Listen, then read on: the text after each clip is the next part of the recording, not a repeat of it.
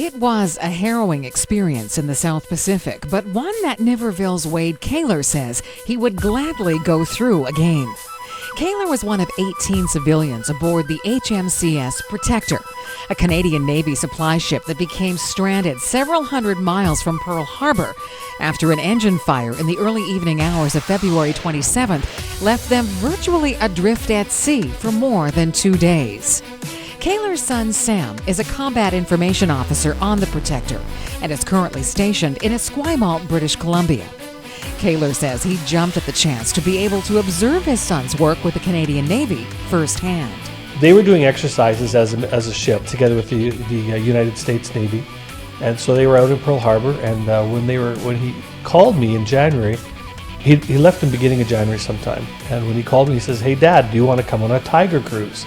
And a Tiger Cruise is an opportunity for military members to bring along a family member on the closing sail. So sailing home from Pearl Harbor back to Esquimalt. It was supposed to be a 7-day sail. Before a fire in the engine room left the ship crippled and stranded, nearly 400 nautical miles off the coast of Hawaii. At first, Kehler thought the alarms were nothing more than another exercise. Initially, we thought it was a drill because there was actually word going out that they were doing a evening man overboard drill. So we as civilians knew, the crew didn't know, but we as civilians knew that there was a man overboard drill going on, or was planned anyway.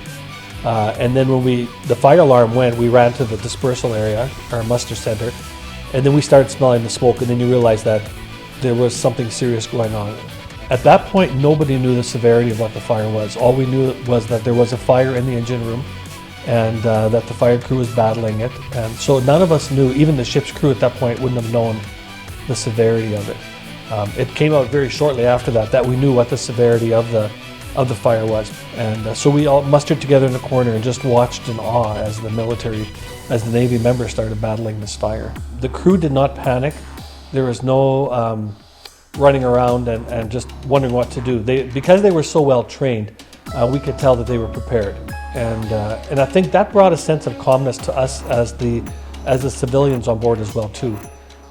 Later on, when we started hearing the stories about how severe the fire was, that's when you start to kind of go, "Oh my goodness, what did we just get away from? What did we just escape?"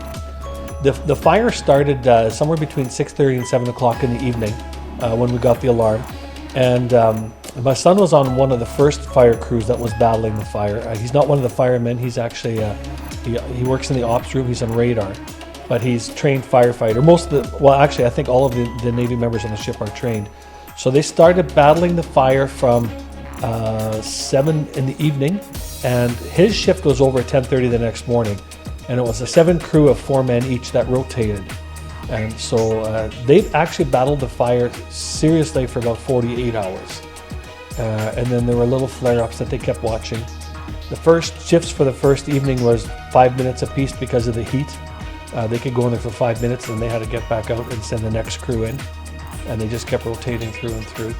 Along with the obvious concerns with a fire on board a floating vessel, initially there was also concern with regards to the contents of the ship's hold. Because it's a supply ship, they supply fuel to other ships in the ocean. They'll do, while they're sailing, they'll supply it to other ships.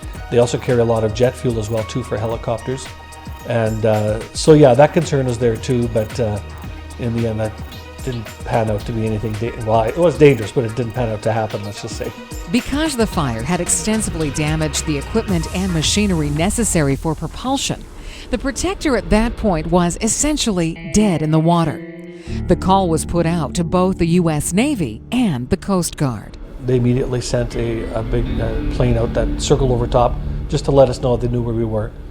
And we knew the call was in for a couple other ships to come and join us as well too. So basically at this point, the ship is crippled. We still had some services. Those services slowly started getting shut down as the generators started running out of fuel and as we started running out of power.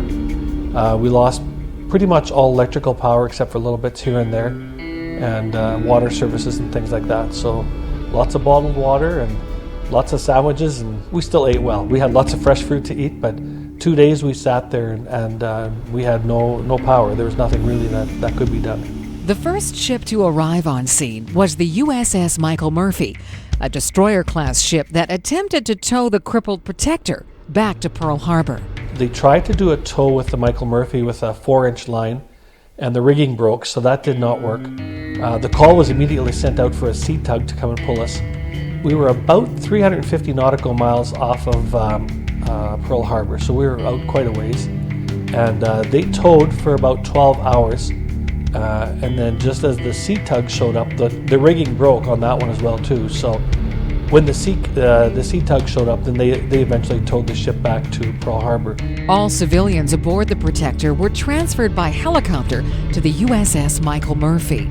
We stayed alongside the Protector just to make sure that everything was okay there, because a lot of supplies were coming off of the Michael Murphy onto the Protector. So once the sea tug showed up, and we stayed there for a while again, but once they saw that the towing was effective, that the towing was working, then the Michael Murphy brought us back to Honolulu earlier, or into Pearl Harbour. The Protector wouldn't arrive back in Pearl Harbor for another 7 days. Meanwhile, Kehler had already arrived back at his home in Niverville. Having had several days to reflect on his experience, he says he's proud of the work our Canadian Navy is doing. It was a wonderful experience just to see. First of all, it showed support from parents for their kids, and I think the Navy members were extremely proud to have their parents on board, because they knew that we cared for what they did, and that was probably the first thing. The second thing was for us to see what our kids actually do, to tour the ship and to get a better understanding of what they do. I mean, we're here in the prairies, we don't see things like that, so to see things like, just to catch a glimpse of what they do was really good as well too. The experience in itself was incredible, being out at sea and being adrift for 2 days at sea is something else. You don't expect that as well either. And just to see how humans try to recover, how they try to make things better when you're out there. So I'd do it again in a second. Yeah, I'd do it again. It's incredible. For SteinbachOnline, I'm Karen Black.